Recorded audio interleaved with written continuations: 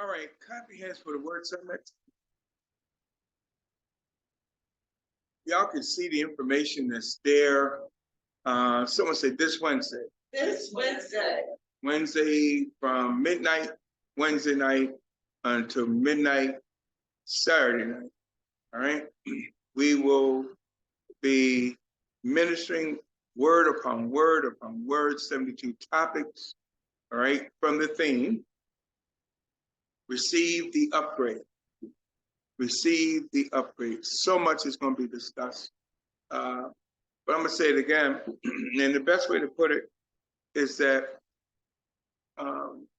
say God can give you instructions. God can give you instruction to upgrade your understanding, to upgrade your life. But if you don't follow it, you won't be upgraded. Come on, say you got to follow what he said to be upgraded. You got to follow what he says. You must follow what God says to be upgraded. Okay? Now, understand that as you can look at this, it's 3 sections. It's 3 days, 3 different sections. On day 1, we're going to see who was upgraded in the Bible. Okay? And one of the ones I've been told to focus heavily on is Mephibosheth. Okay? He went from being an outcast to living in the royal palace, to eating at the king's table. Okay? Come on, say, it is still possible for my life to be upgraded. It is still possible for my life to be upgraded. I want to show you something. And on day 2, it shows you how to be upgraded in the earth, and how in day 3, how to be upgraded in the spirit. Come on, say be upgraded in the spirit. Be upgraded in the spirit. All right. And you can see the different topics under each one. On there are 30 different topics. 30 different topics. 30 out of the 72. Very crucial. What is significant about this is that what is not reflecting is how I'm going to go through all the teachings for Bible study.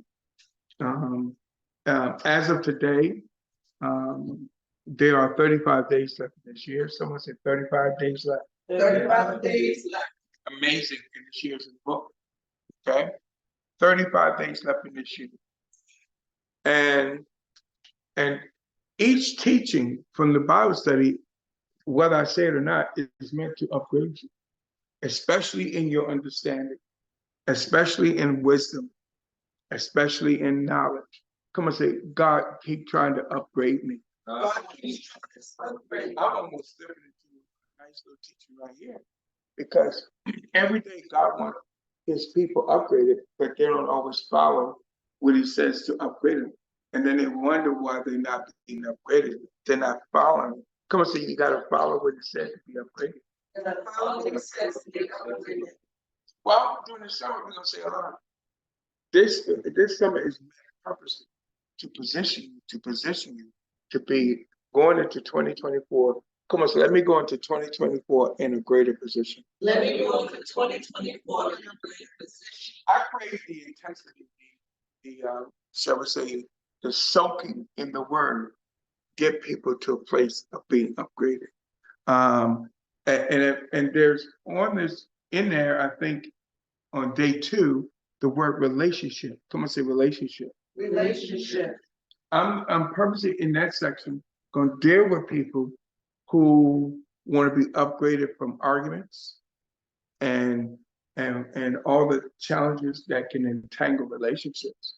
Okay, we're going to touch on that, and that every relationship can be upgraded. All right, that even if someone is arguing, there's an old saying, it takes 2 to argue. It takes 2.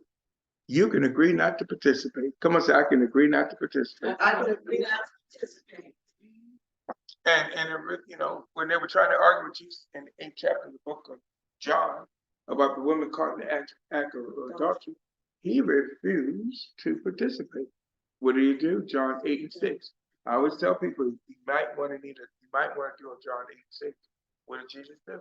He bent his head down and rolled on the ground. Now, some preachers go as far as to say when he was writing on the ground, he was writing out all their sins.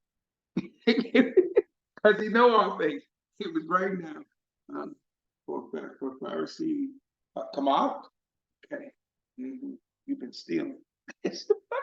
and this, but listen, as whatever he was writing, when he stopped writing for a little bit, he lifted his head and said that he without sin cast the first stone. Then he went back to writing. Some say he was writing out their sin, but they all dropped their stones and went home. He had to say another word. So whatever he was writing, they could probably read it, and they were like, you know what? I think I'm not part of this. And it's quite an imagination. I've heard a lot of preachers say that if I was to use, you know how they go, Baptist preachers, if I was to use my imagination, oh boy, I missed that. I did that on YouTube. Pray for me. Anyway, I forgot about the camera. Lord have mercy. Well, I love you too. And I love you too, whatever you're doing as you're watching this. All right.